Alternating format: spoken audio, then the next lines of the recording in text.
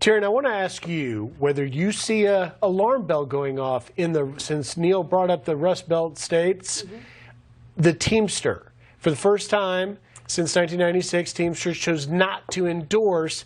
That could play a role in those Rust Belt states. Is that an alarm bell for Harris? I think it could have been, except that, you know, within 24 hours, every swing state had the local Teamsters union endorse her. So, you know, you would have thought, okay, oh my goodness, what does this mean for her? But really quickly, every swing state had their local union endorse.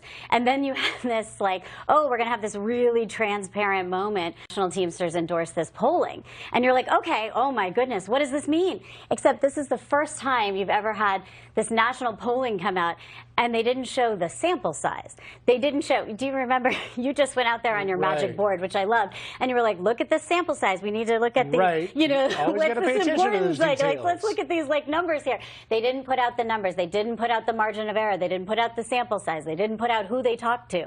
It was just these random numbers, and you can't do that, right? Like, you can't say, oh, here's all these people we polled, but just this is a magic percentage that you should just trust.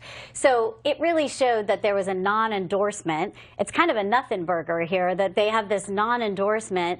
They can't tell you who they polled. They're not going to give you any information.